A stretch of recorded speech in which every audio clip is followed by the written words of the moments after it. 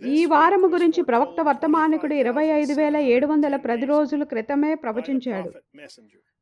తరువాత దేవుడు ఎఫెసీలు 4 ప్రవక్త అయిన సహోదరుడు జోసెఫ్ బ్రెన్హామ్ను 2022 రోజుల క్రితం మనకు ప్రవక్త వర్తమానికుడు విలియం బ్రెన్హామ్ ప్రవచించినది అతి త్వరలో నెరవేరబోతుందని గుర్తు చేయడానికి పంపాడు. మరియు మన సంఘాలు మూసివేయబడే ఈ సమయాల్లో ఆత్మతో ఎలా జీవించాలో నేర్చుకోవడానికి, దేవుడు మనల్ని ఇంట్లోనే ఉండటానికి మరియు ప్రపంచవ్యాప్తంగా హోమ్ టేప్ ఆరాధనలు కలిగి ఉండటానికి మనకు శిక్షణ ఇస్తున్నాడని ఆయన మనకు చెప్పాడు. గృహ ఆరాధనల గురించి ఇది కొత్తేమీ కాదు.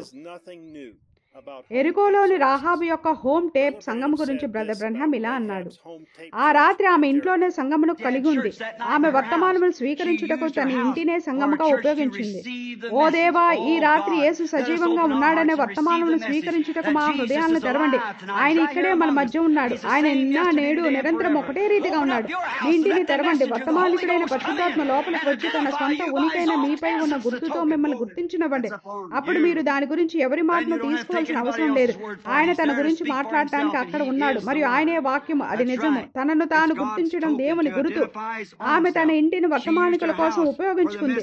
అప్పుడు ఆమె విశ్వాసం కలిగి ఉన్న నగరమంతటిని ఒకే గురుతు కిందకు తెచ్చింది. మరి ఈ రోజు కూడా సంఘం అలాగే చేయవలసి ఉంది. నమ్మే ప్రతిదాన్ని గురుతు కిందకు తీసుకువెళ్ళవలసి ఉంది. సహోదరు బ్రెన్హామ్ ఇలా కూడా అన్నాడు. మరియు అపోస్తులు ఇంటింటికి వెళ్లి ప్రజలతో రొట్టెను విరిచారు. గొప్ప సూచనలు మరియు అద్భుతాలు జరిగాయి. దేవుడు ఎల్లప్పుడూ తన ప్రజలను ఒక్క మనుష్యుడైన ఒక ప్రవక్త ద్వారా నడిపిస్తాడు. మరియు దేవుడు నేడు మళ్ళీ హోమ్ టేప్ ఆరాధనలు కలిగి ఉండటానికి మనకు మార్గనిర్దేశం చేశాడు. ఎందుకనగా సంఘాల సమైక్య మరియు ప్రభుత్వాలు మన సాంప్రదాయకమైన సంఘ భవనాలను మూసివేస్తుంది. ఈ సమయానికి మనం నిలబెట్టడానికి దాచబడిన ఆహారం ఇప్పటికే మనకు అందించబడింది. సంఘమునకు వెళ్లే సాంప్రదాయ మార్గం వేగంగా కనుమరుగిపోతుంది. మరియు దేవుడు ఇప్పటికీ తన గొర్రె పిల్లలను 7వ దూత వర్తమానికుడైన విలియం మ్యారియన్ బ్రెన్హామ్ ద్వారా పోషిస్తున్నాడు. ఇప్పుడు బ్రెన్హామ్ టాబర్నికల్ మరియు సహోదరు జోసెఫ్ బ్రెన్హామ్ నుండి పక్షిరాజులు కూడుకొనుచున్నవి లేక, ప్రియమైన రాజరికపు యాజకత్వమా, ప్రతి ఒక్కరూ మీ వ్రేళ్లను కొరుక్కోండి, మీ అంతరాత్మను గిచ్చుకోండి మరియు మీ హృదయమును పెకిలించుకోండి. ఈ రోజు యేసుక్రీస్తు యొక్క వధువు ఇట్లు కేక వేయుచున్నది. ఈ దినమున మన కన్నుల ఎదుట ఈ ప్రవచనము నెరవేరినది. ఈ మహిమకరమైన దినములలో ఏదో ఒక రోజు ఈ సంఘ సమైక్య కలిసికట్టుగా వెళ్ళినప్పుడు మరియు ప్రవచనము ప్రకారముగా అమెరికా సంయుక్త రాష్ట్రాల నుండి క్రొత్త పోపు తీసుకుని రాబడి మరియు అక్కడ పెట్టబడినప్పుడు అప్పుడు వారు మృగం వంటి ఒక ప్రతిమను తయారు చేస్తారు అని నేను నమ్ముతున్నాను. 1954 డిసెంబర్ 19న దేవుని ప్రవక్త యొక్క స్వరము దానిని పలికినది. మరియు దానికి 9 నెలల తరువాత ఇప్పుడు పోపు లియో 14గా తెలియబడుచున్న రాబర్ట్ ప్రెవోస్ట్ జన్మించాడు. అతడే ఇప్పుడు రోమ్ యొక్క క్రొత్త పోపు అయ్యున్నాడు. యెహోవా ఇలాగూ సెలవిచ్చుచున్నాడు, నెరవేరినది. అతనికి ఆజ్ఞను ఇచ్చి మరియు ఇతడే నా బలమైన 7వ దూత వర్తమానికుడని ప్రపంచమునకు నా స్వరమై ఉన్నాడని ప్రకటించుటకు దేవుడు 1946 మే 7వ తేదీన తన ప్రవక్తను ఇండియానాలోని గ్రీన్స్ మిల్లులో ఉంచాడు. ఈయన మాట వినుడి.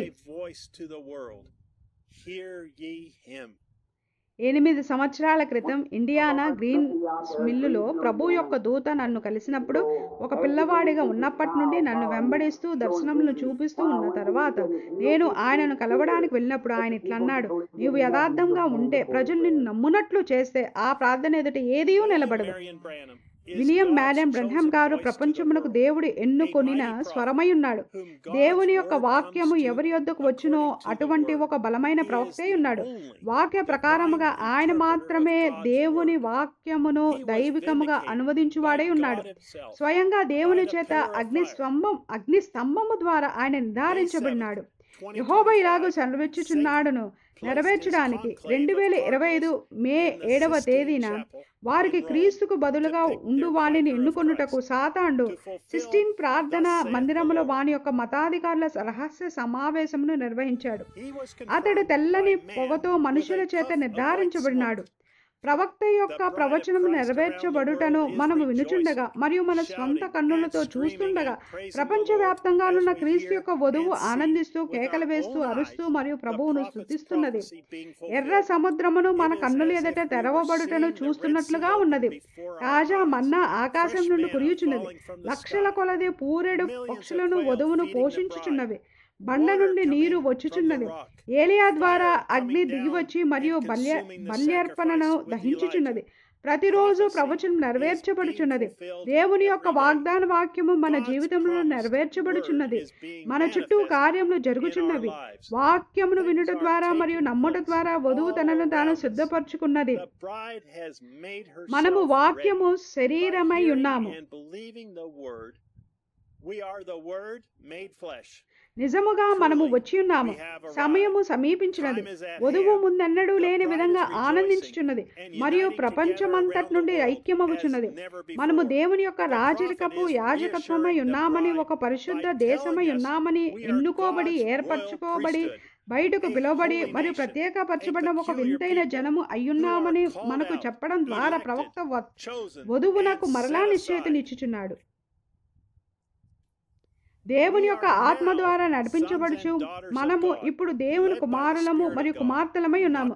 మనుష్యుని ద్వారా కాదు, కానీ ఆత్మ ద్వారా నడిపించబడుచున్నాము.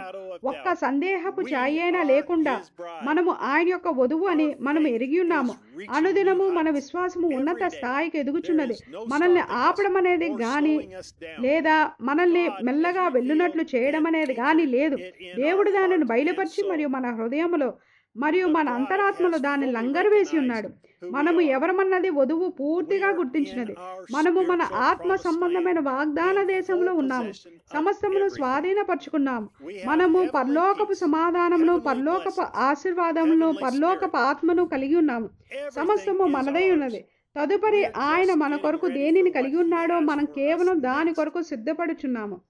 దేవుని బూర మ్రోగుతుంది మరియు క్రీస్తునందు మృతులు మొదట లేతురు.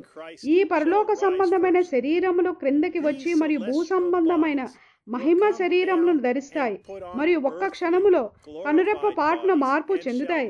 మనము వారితో కూడా ప్రభువును ఆకాశంలో కలుసుకొనుటకు కొనిపోబడతాము.